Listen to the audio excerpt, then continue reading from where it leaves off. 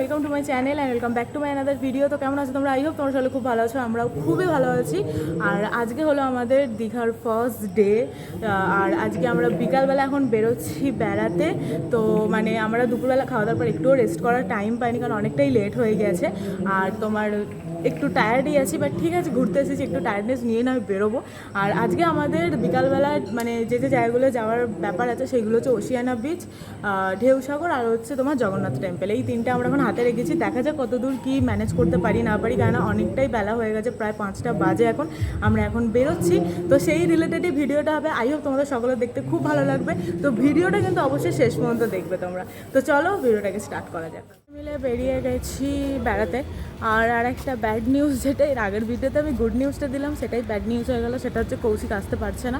তার কারণটা হচ্ছে ট্রেন প্রচণ্ড লেট। সকালবেলা যে এক্সপ্রেসটা থাকে তমরলিক, তো সেইটা মানে খুবই তাড়াতাড়ি এসছে, মানে ঠিক টাইমে চলে এসছে। বাট কান্ডারি এক্সপ্রেসটা 3:05 ট্রেন এখনও, মানে এখন 5টা 9, এখন 5টা 9 বাজে না, 5টা 9-10 বাজে, 5টা 12 বাজে, এখনও ট্রেন ছাড়েনি।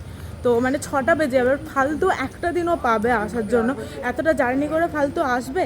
তো সেই কারণে ও বাড়িই চলে যাচ্ছে। তো আর করা যাবে।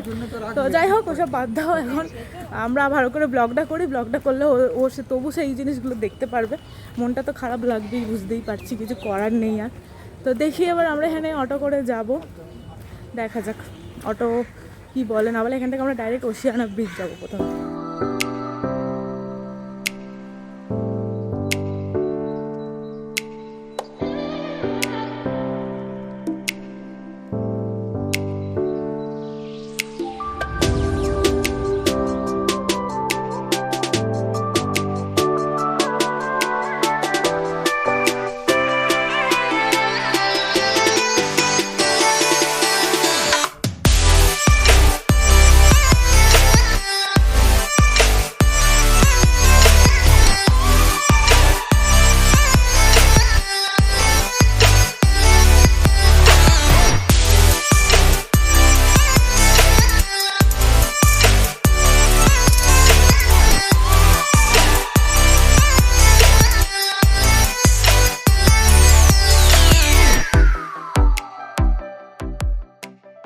ঢুকে গেছে ওশিয়ানা ব্রিজে।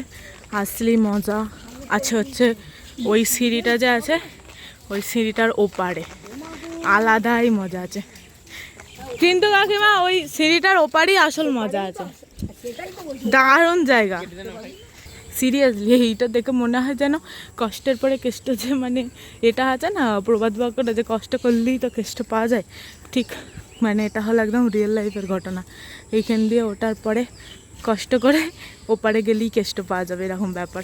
নামবো কেন, ওখান দিয়ে হাঁটবো, বীজ আছে। তুই সামনে চ, লাগবে না, তুই চ, দেখতে পাবি। ভাই সাইডে পুরো জলে নামবি, ভাই তুই ভাব, সাইডে পুরো এত ঝাউ গাছ, আর এই হচ্ছে বিচ। ও কি ব্যাপক লাগছে, একটা বিউটি। সিরিয়াসলি কেমন লাগছে বল এতটা সিঁড়িতে ওঠার পরে? আর এখানে শুভ্রনীল শুধু গাছই দেখে যাচ্ছে, মানে ও গাছ পরিবেক্ষণ এটা কি বলে, পর্যবেক্ষণ করেই যাচ্ছে, এই গাছ ওই গাছ সেই গাছ। সামনে দেখিয়েছি, অদ্ভুত মানে সুন্দর, ভালো লাগছে। হ্যাঁ, ঢেউসাগর, মলদ্বীপ একটু বাড়াবাড়ি হয়ে গেল না। যাচ্ছি একদম সি বিচে, একটুখানি পা ভিজিয়ে যাব বলে, বাট প্রচণ্ড খারাপ রাস্তা। ই বাবা, চলো চলো। ও একটু আবার পা ভেজাতে যাবো।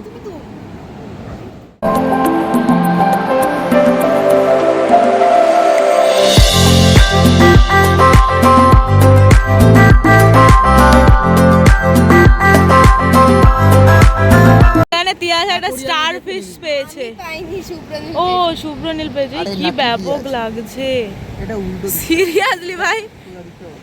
আবার চিংড়ি মাছ দেখতে পেয়েছি, আলাদাই হচ্ছে, আমাদের সব মাছ দেখতে পাচ্ছি। এই যে চিংড়ি মাছ।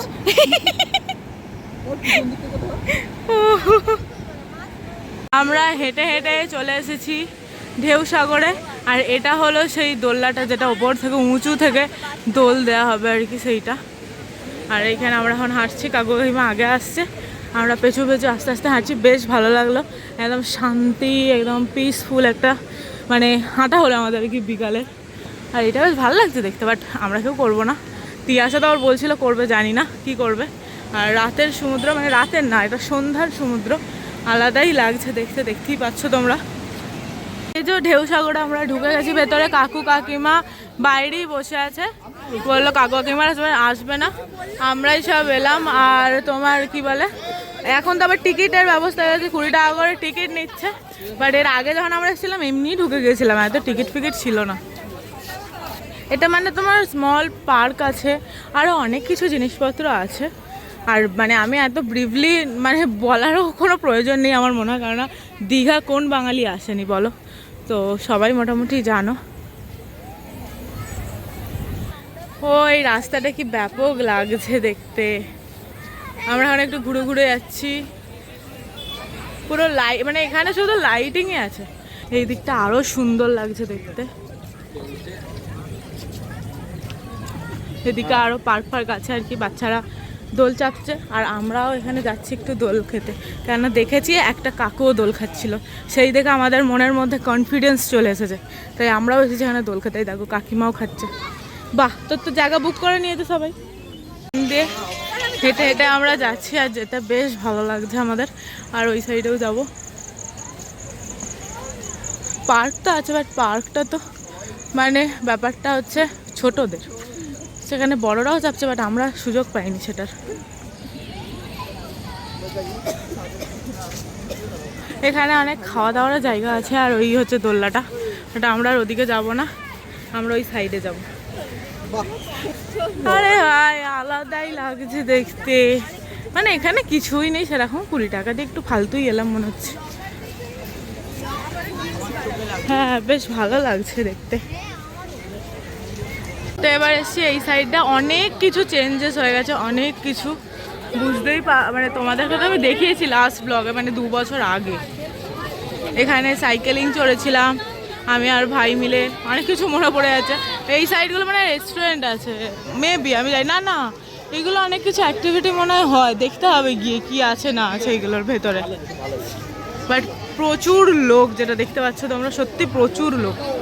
সাগর ঘোরা হয়ে গেছে, এবার আমরা জগন্নাথ ধাম যাবো। অলরেডি 7:15 বাজে, তো আমরাই যাব, কাকিমারা বসে আছে, আমরা যাব, গিয়ে ঘুরে এসে আবার বিচেতেই আমরা বসে থাকবো, একটু টুকটাক খাওয়া দাওয়া করবো। আমি এখান থেকে একটু চা খেলাম, কারণ আমার গলাটা আবার একটু লাগছে, সেই কারণে একটু চাটা খেলাম, যদি একটু গলাটা ছাড়ে। তো যাই হোক, তো চলো এবার জগন্নাথ ধাম যাওয়া যাবে। এখন এখান দিয়ে আমরা বেরোচ্ছি, মানে ঢেউ সাগর দিয়ে বেরোচ্ছি। অ্যাকচুয়ালি এন্ট্রিটা কিন্তু এই সাইড দিই, বাট এই সাইডে মনে হয়, হ্যাঁ এই সাইডে টিকিট কাটার ব্যবস্থা আছে, আমি ভিডিওতে দেখেছিলাম। যাই হোক, তো আমরা এখন বেরোচ্ছি, আর এখানে এরকম লাইট লাইট লাইট লাইট দিয়ে দিয়েছে, ঠিক আছে, বেশ ভালো লাগছে দেখতে। এই হচ্ছে তোমার গেট ঢেউ সাগরের, আমরা বেরোলাম এখান থেকে চড়ে। ওই এই হচ্ছে গেট নম্বর 6, আমরা এখান দিয়েই ঢুকছি। তাহলে বাবা এখানে আবার কাদা আছে। ফাইনালি আমরা ঢুকেছি, আর বাজে 8টা বাজতে 15 মিনিট, 8টার সময় বন্ধ হয়ে যায়, একটু তাড়াতাড়ি যেতে হবে। আলাদাই সুন্দর লাগছে, খুবই তাড়াতাড়ি যাচ্ছি আমরা, কারণ বুঝতে পারছি না যদি বন্ধ বন্ধ হয়ে যায়, এতটা এলাম দেখি।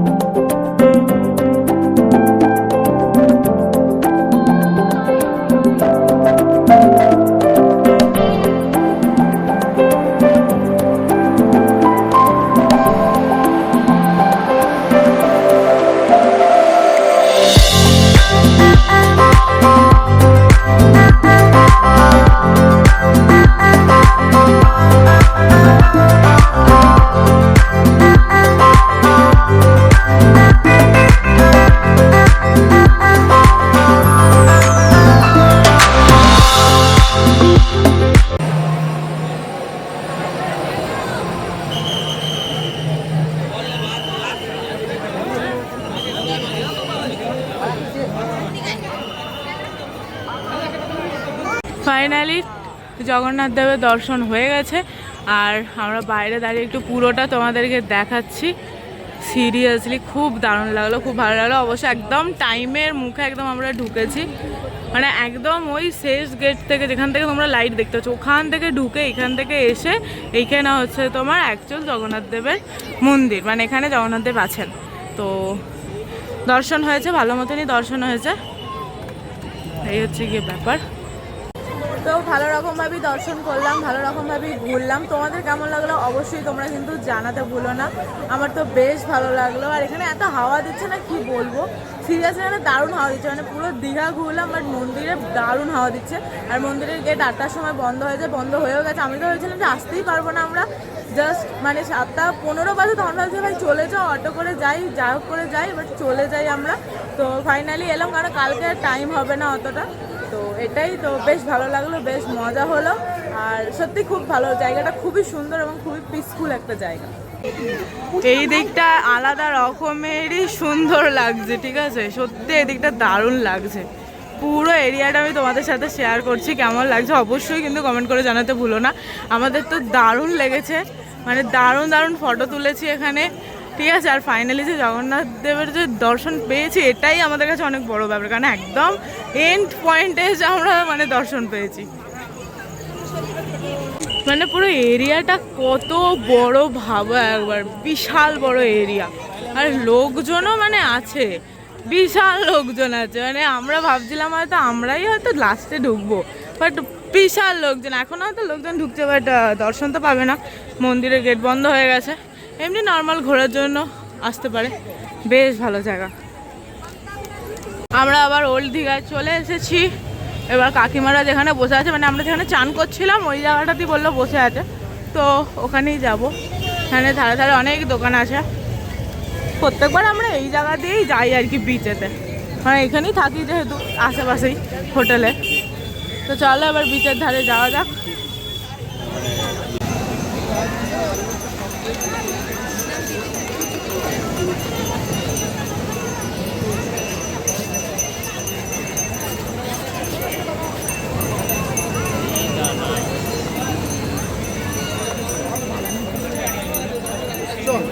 মানে ওল্ড দীঘাতে ভিড় দেখো। আমরা এবার এর মাঝখান দিয়ে যাবো কিছু একটা খেতে, কারণ কিছুই সেরকম খাওয়া হয়নি আমাদের।